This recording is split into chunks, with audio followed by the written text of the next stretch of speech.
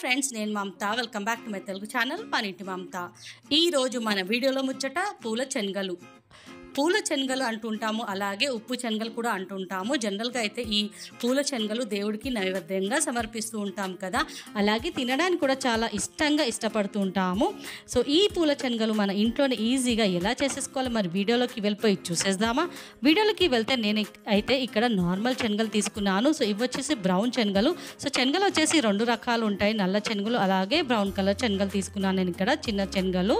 So Kabuli శనగ అయితే వేరే వైట్ కలర్లో ఉంటాయి కదా, సో అవి కాదేవి. సో ఇలా చిన్న శనగలే తీసేసుకొని ఒక హాఫ్ స్పూన్ పసుపు, ఒక హాఫ్ స్పూన్ సాల్ట్, ఒక 1 స్పూన్ నీళ్లు వేసేసి మంచిగా కలిపేసుకొని ఇలా మూత పెట్టేసి ఒక హాఫ్ అన్ అవర్ అయితే పక్కకు పెట్టేశాను.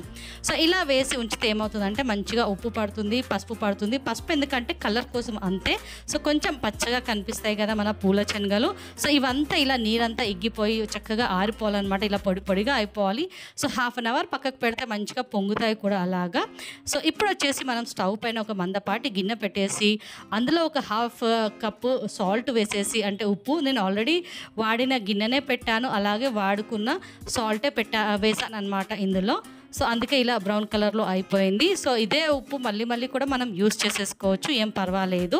సో సాల్ట్ హై ఫ్లేమ్లో పెట్టేసి మనం కాస్త వేడి చేయాలన్నమాట, ప్రీహీట్ చేయాలి గిన్నెను, సాల్ట్ని కూడా. సో అది ప్రీహీట్ అయిన తర్వాత మనము కొద్దిగా ఇందులో ఉప్పు పసుపులో కలిపి పెట్టాం కదండి శనగలు, అవి కొద్దిగా వేసి ఇలా హై ఫ్లేమ్లోనే వేయించుకుంటూ ఉండాలి. సో ఒక గరిటె తీసుకొని కలుపుతూ ఉండాలన్నమాట. ఎప్పటి వరకు అంటే ఇవి మంచిగా చక్కగా పేలాలన్నమాట ఇలాగా.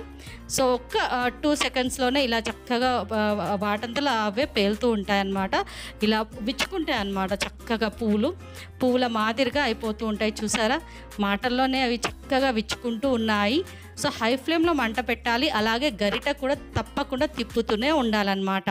అప్పుడే ఇవి వేడి తగిలి చక్కగా ఇలా పూల మాదిరిగా మారిపోతాయి. చూసారా? పూల మాదిరిగా మారాయంటే పూల శనగలు ఇలా ఉంటాయి అన్నమాట. సో జనరల్గా అయితే భట్టీలో చేస్తుంటారు, కానీ మనం ఇంట్లోనే ఇంత ఈజీగా చేసుకుంటే ఇంకా భట్టీ ఎందుకండి, మార్కెట్ ఎందుకండి వెళ్ళడం, ఇంట్లోనే ఏం చక్కగా ఇలా శనగలు తీసుకొని ఇలా చేసేసుకోవచ్చు కదా. సో ఎంత బాగున్నాయి చూడండి, అన్నీ కూడా ఎంత బాగా విచ్చుకున్నాయో, తెల్లగా పువ్వుల మాదిరిగా అయిపోయాయి, ఏదో పువ్వులాగా అనిపిస్తున్నాయి కదా. సో అన్నీ కూడా నేనైతే ఇలా ఉప్పులోనే ఇలా వేయించుకుంటూ ఉన్నానన్నమాట. తీసుకున్న కప్పు. సో నేనైతే ఒక కప్పు తీసుకున్నాను కాబట్టి కప్పు చక్కగా 3 వాయిలు అయితే వచ్చాయి నాకు. సో చక్కగా అన్నీ ఇలానే వేయించుకుంటూ ఉండాలి, హై ఫ్లేమ్లో మంట పెట్టేసి గరిట కాస్త అటు ఇటు తిప్పుతూ ఉండాలన్నమాట. అప్పుడే ఇవి చక్కగా పేలుతాయి అన్నమాట. చూసారా? అన్నీ కూడా ఎంత బాగా వచ్చాయో, తీసుకున్న కప్పు మొత్తం కూడా ఒక్కటి కూడా వేస్ట్ కాకుండా ఇలా చక్కగా వచ్చేసాయి. సో పూల శనగలు అయితే రెడీ అయిపోయినాయండి. ఇంట్లో కూడా ఒకసారి మీరు ఇలా ట్రై చేసి చూడండి, తప్పకుండా మీకు నచ్చుతాయి. తినడానికి కూడా చాలా బాగుంటాయి, ఈవినింగ్ స్నాక్స్ లాగా.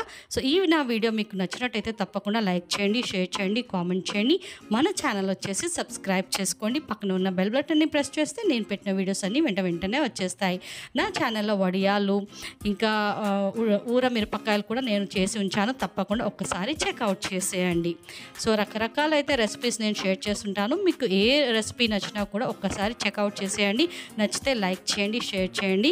సో తప్పకుండా సబ్స్క్రైబ్ అయితే చేసేసుకోండి. సరికొత్త వీడియోలో మళ్ళీ కలుద్దాము. అంతవరకు బాయ్ ఫ్రెండ్స్.